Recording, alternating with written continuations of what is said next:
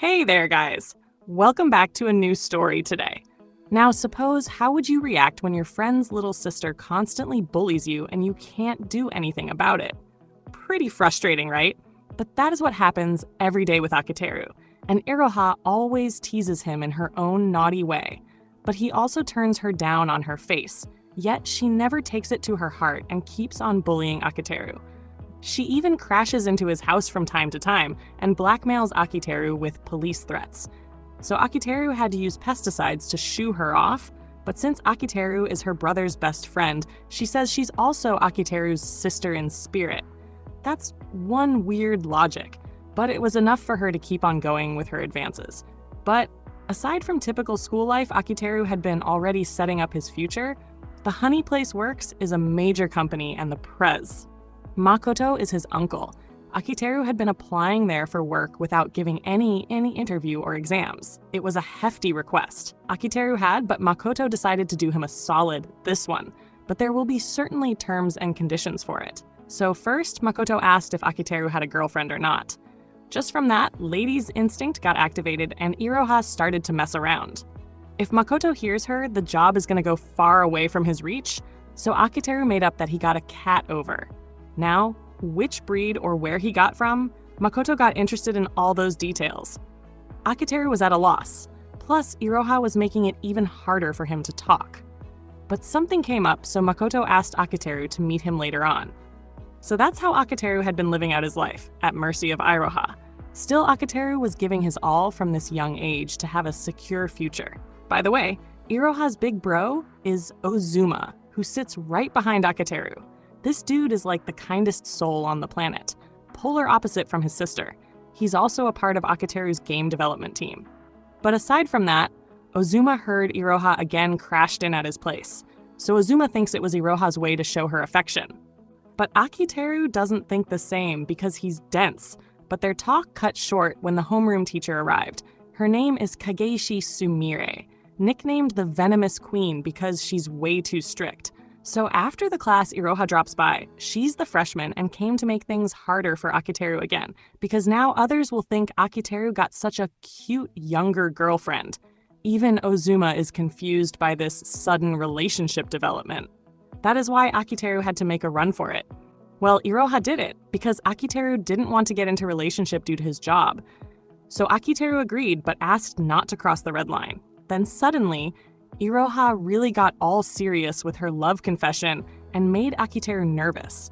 For a moment, he believed in her words, but sadly, this was all her ploy to fool around. No wonder Akiteru hates her. Then in the evening, Akiteru met with Makoto to talk further about his game. Akiteru has 4 other members on the team, but he's the one leading them all, and now he wants Makoto's help for game development. Game had a good response in the market, so Makoto was already on board. But before that, he had some terms and conditions, and for that he had called a third person to accompany them. But right now she was away, and Makoto got busy flirting with the waitress. So Akiteru went to have a toilet break and walked in on the lady. She's the person Makoto was talking about, his own daughter Mashiro. And Makoto wants Akiteru to pretend to be her boyfriend. Things were actually serious, because Makoto was trying to make a fresh start for his daughter in his way. For that, he even transferred to Akiteru's school. But explaining all this in details would take quite a bit of time. And Akiteru agreed without listening to it, because from the sound of it, he already felt something bad had happened. So that much is enough reason for him to help. With that on the table, Mashiro has started her school. But she immediately announced she's already taken by Akiteru so that none would get near her. But in reality, she's still angry about the bathroom incident from yesterday. Anyways, Ozuma was surprised about it too, but he guesses this has to do with the job. That is why in lunch break, he explained the whole story to Ozuma. Truly, Ozuma is like a god's person. But on the other hand, a classmate was jealous of Akiteru, so to shoo him off, Akiteru said that their teacher Sumire liked muscle guys, and he quickly stormed off to hit the gym. Anyways, Sumire is too strict with her lesson, and kids who don't do their homework are scum in her eyes, because homework is a responsibility, and those who fail to do so are failure for life in her eyes. Then after class, she asked Akiteru to meet in council office to discuss the work. So Akiteru went into the basement. The office room looked straight out of naughty videos, where teacher starts her toying arch to torture her naughty students. But this was a surprise. Sumire is actually tamed by Akiteru, and he was mad right now because she hadn't done her work. So Akiteru wanted to see at least how far she had gotten, but she hadn't drawn a single line yet. And thanks to her, they are always behind the deadline. Sometime before she joined, Akiteru was searching for a sketch artist at Comic-Con and found an awesome artist who's good at shotokan genre.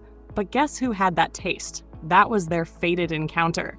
And now, shotokan teacher has to work like a slave to keep this a secret. But besides that, as a teacher, she knew about some stuff about Mashiro, so she decided to share it with Akiteru. Apparently, she was bullied at her previous school so much that she decided to become a shut-in. After so much convincing, Makoto was able to get through her, but what actually happened was still kept confidential. So Akiteru wanted to at least get on good terms with her. But when there's this bully in his head, obviously it's gonna be hard. And for today's trick, she forgot her bra and her shirt's button has broken.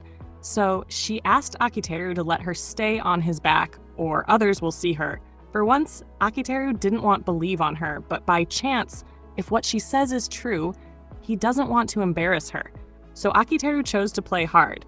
He picked the girl and gave her piggyback ride, until Iroha herself gives up and admits she was lying. Iroha did admit, but she didn't lie when she said she forgot her bra today. Anyways, Akiteru asked her for advice on how to get on good terms with Mashiro, but what she suggested was stupidity. She practically made Akiteru to go around like a dog, which resulted opposite. So Iroha came to make fun of Akiteru again. And watching them this close, Mashiro understood they're into that sort of relationship and left. But guess what? They're neighbors. Akiteru is right beside her, and beside him is Iroha's house, and beside them is Sumire. And for some reason, Mashiro didn't like this and locked herself up. But this time, Akiteru refused to let her go. So what is she hiding? What happened in her past? Find out in the next part. And to watch that, make sure you're subscribed to the channel. Till then, take care.